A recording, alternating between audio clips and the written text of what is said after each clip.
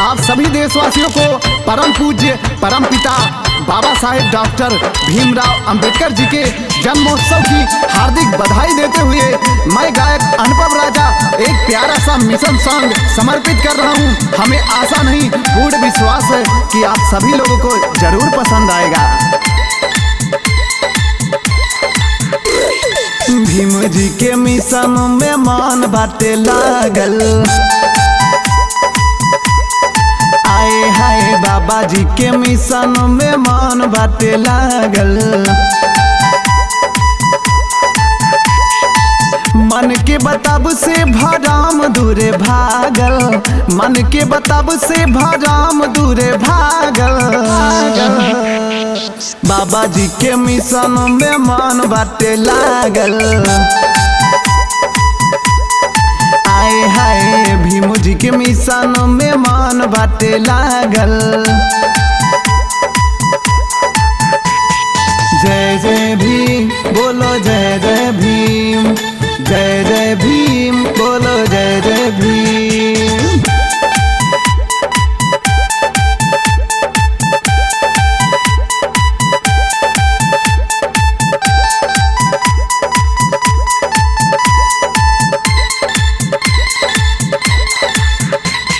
दे गईले संविधानवा है जानेला पूरा जहानमा, भारत के भाग्य विधाता हवे बाबा मोरे हीरा रतनवा रतनवा रतनवा। दे गईले संविधानवा है जानेला पूरा जहानमा, भारत के भाग्य विधाता हवे बाबा मोरे हीरा रतनवा रतनवा रतनवा।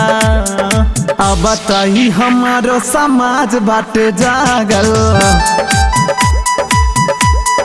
आए हाय भीम जी के मिशन में मान बाटे लागल।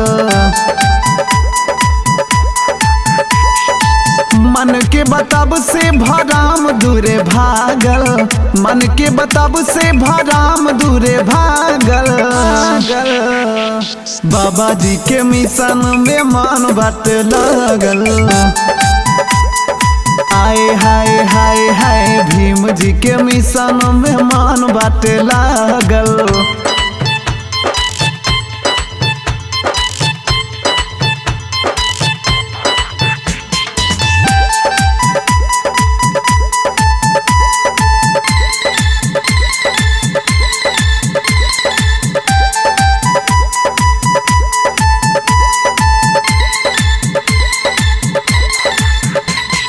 जारत रही जिंदगानी है दुखियन के पिया वाले पानी हो, समता के दे अधिकार बाबा गुनामा के केतना बखानी हो बखानी हो बखानी हो। जारत रही जिंदगानी है अछूतन के पिया वाला पानी हो, समता के दे अधिकारवा गईला गुनामा के केतना बखानी हो बखानी हो बखानी हो। अनुपम गाना तो हर डीजे में हो बाजल, हाय हाय हाय हाय भीम जी के मिशन में मन बाटे लागल। मन के बताब से भराम दूरे भागल, मन के बताब से भराम दूरे भागल। भीम जी के मिशन में मान बाटे लागल, साहिब जी के मिशन में मान बाटे लागल। जय भीम।